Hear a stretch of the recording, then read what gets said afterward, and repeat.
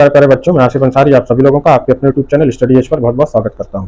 तो बच्चों, हम कर रहे थे 2024 का दूसरा सेट जिसका कोड था 822 HW, है ना। उसके हमने प्रश्न नंबर 22 के 3 क्वेश्चन का खा गा ये कर चुके थे। आज हम शुरू करेंगे प्रश्न नंबर 22 का घा। तो इस तरीके से आप अपने बोर्ड एग्जाम की बेहतरीन तैयारी के लिए मेरे चैनल से जुड़े और चैनल को ज्यादा से ज्यादा लाइक और सब्सक्राइब करें। तो आइए हम शुरू करते हैं अपनी आज की ये क्लास। प्रश्न नंबर 22 में देखो दिया गया है कि किन्हीं 5 भागों को हल कीजिए। अब उसमें से जो है घा है, घा दिया है कि एक त्रिभुज एबीसी की भुजा बीसी पर एक बिंदु डी इस प्रकार है कि कोण एडीसी बराबर कोण बीएसी है। तो सिद्ध कीजिए कि सीए स्क्वायर बराबर सीबी इंटू सीडी, यानी कि सीबी गुणे सीडी। ये हमें क्या करना है, सिद्ध करना है। तो सबसे पहले हम क्या करते हैं, एक त्रिभुज बना लेते हैं, है ना। त्रिभुज हम इस तरीके से एक बना लेंगे।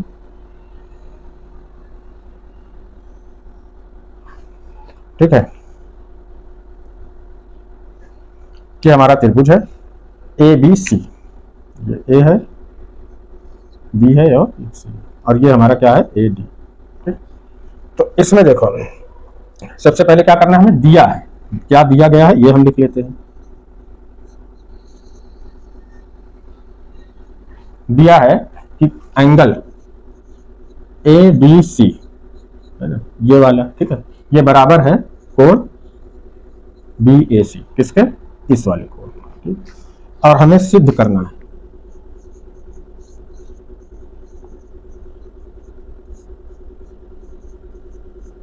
सिद्ध क्या करना है हमें, कि सी ए स्क्वायर, ठीक है, बराबर सी बी गुणे सी डी। ये हमें क्या करना है, सिद्ध करना है। ठीक, तो यहां पे देखो सिद्ध करने के लिए हम दोनों त्रिभुज ले लेते हैं। पहला त्रिभुज क्या हमारा ए बी सी, दूसरा क्या है ए डी सी। ठीक है, तो हम यहां लेंगे त्रिभुज ए बी सी और त्रिभुज दूसरा डी ए सी, जो भी कह लो सी। ठीक, तो इसमें तो सबसे पहले हमें पता है कि ये हमें दिया गया कि ए डी सी बराबर किसके, बी ए सी के। यहां पे हम लिख देंगे कि कोण ए डी सी ये बराबर हो रहा है किसके, कोण बी ए सी। ये क्या है, ये हमें दिया है। ठीक, दूसरा देखिए हमारा ये कोण डी सी ए, ये बराबर किसके होगा, बी सी ए के। यहां पे आप लिख लें जैसे कोण डी सी ए बराबर कोण डी सी, क्या है ये उभयनिष्ठ है दोनों में, है ना। ये कोण क्या है, उभयनिष्ठ है, दोनों में त्रिभुज में आ रहा है। तो हम इसे लिख देंगे कि उभयनिष्ठ कोण। अब यहां पे देखिए दो कोण क्या है, त्रिभुज में बराबर हो रहे हैं। तो ये क्या हो जाएगा कि कोण कोण, इसलिए कोण कोण यानी एंगल एंगल समरूपता कसौटी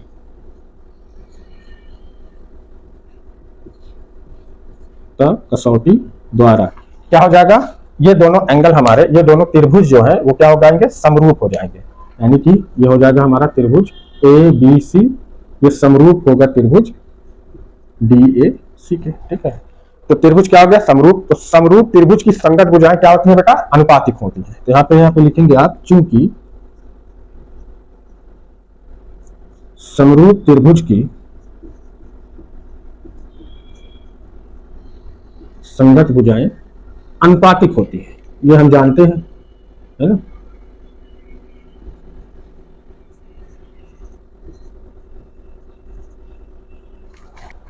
तो हम क्या जानते हैं कि समरूप त्रिभुज की संगत भुजाएं क्या होती हैं, अनुपातिक होती हैं। तो जब अनुपातिक होंगी तो यहाँ पे देखो त्रिभुज ए डी सी में, है ना, त्रिभुज ए डी सी में क्या हो जाएगा, देखो सी ए अपान सी डी, ये भुजा अनुपातिक है त्रिभुज ए डी सी में, सी ए अपान सी डी। अब ए बी सी में क्या हो जाएगा, देखो इसकी भुजा सी बी अपान सी ए, ये बराबर होगा किसके, सी बी अपान सी ए। ठीक, अब इसका हम क्या करते हैं, तिर्यक गुणा कर देते हैं, इसका इधर ले जाके और इसका इधर ले जाके, क्रॉस मल्टीप्लाई जिसे कहते हैं। तो ये देखो हो जाएगा कि सी ए इंटू सी ए बराबर क्या हो जाएगा, C D into C D. तो सी ए गुणे सी ए क्या हो जाएगा, सी ए का स्क्वायर, यह आ जाएगा हमारा C D into C D. यही क्या करना था, हमें सिद्ध करना था, है ना। या C B into C D जैसे भी लिख दो, या हम इसे लिख सकते हैं कि सी ए स्क्वायर बराबर C B into C D. यही क्या करना था, हमें सिद्ध करना था। ठीक, तो ये था हमारा प्रश्न नंबर 22 का घा। आइए बच्चों, अब हम देखते हैं प्रश्न नंबर 22 का अंगा।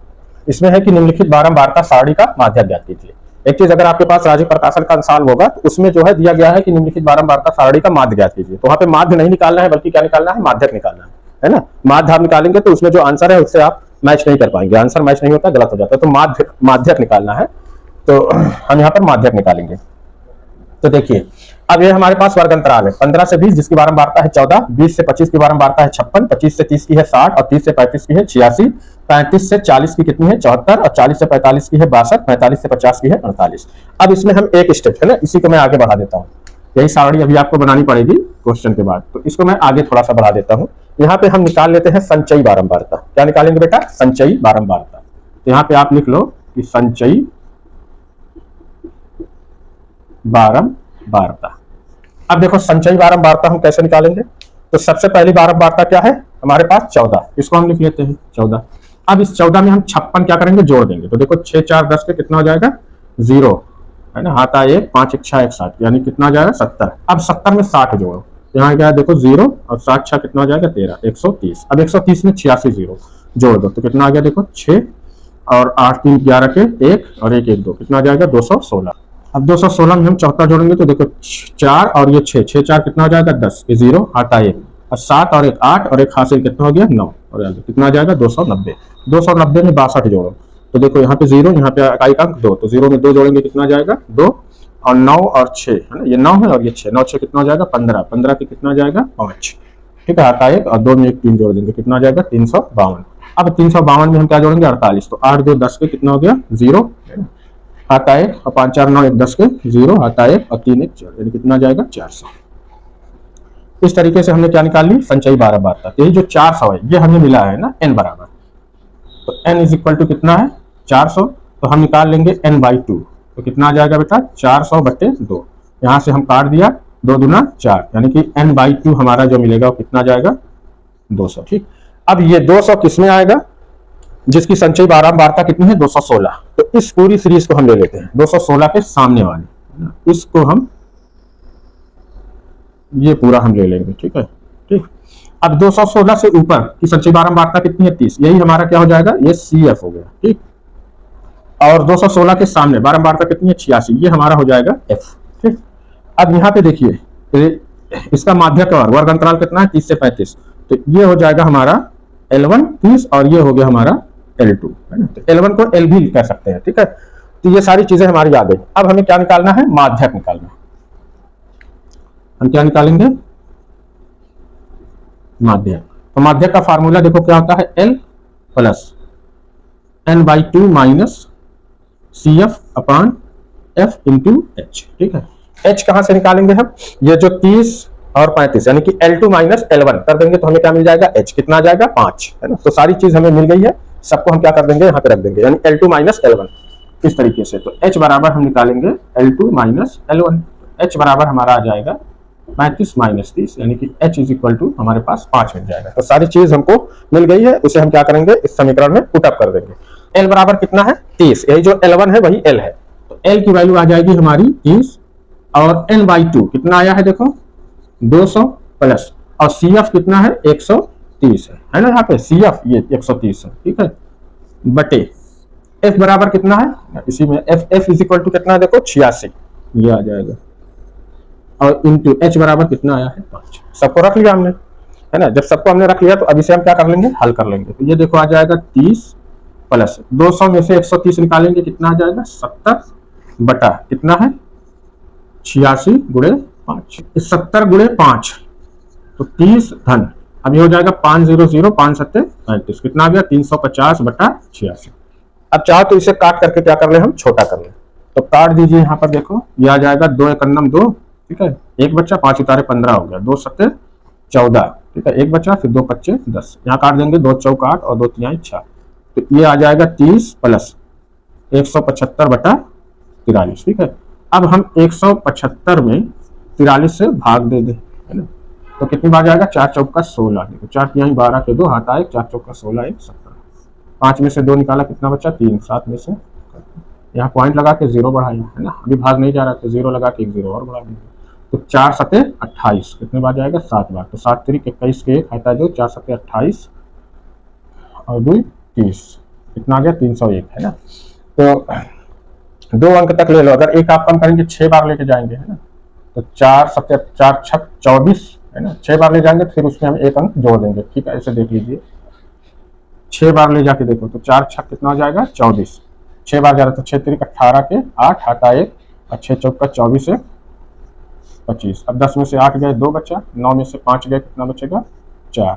अब यहाँ पे हम 0 बढ़ा ले, है ना, अब देखो कितना जाएगा 4 4 8 32 36 400, तो हमें 40। मान लीजिए कि ये 9 बार अगर यहाँ पे जा रहा है तो 9 तारीख 24 के 4 हटाए 2, 9 चौक 36 और 2 38। तो इस तरीके से ये भाग जाता रहेगा। तो यहाँ पे देखिए तीसरा अंक कितना है 9, जो 5 से बड़ा है ना, तो इसलिए हम इस 6 में 1 जोड़ देंगे, तो ये कितना आ जाएगा हमारा 4.07, ये ले लेंगे। तो यहाँ पे हम इसको जोड़ देते हैं, तो ये बराबर देखो हो जाएगा 30 धन। अब इतना बराबर कितना आया है 4.07, तो यहाँ पे जोड़ दिए तो 30 और 4 कितना हो जाएगा 34.07। यही हमारा क्या आ जाएगा आंसर हो जाएगा।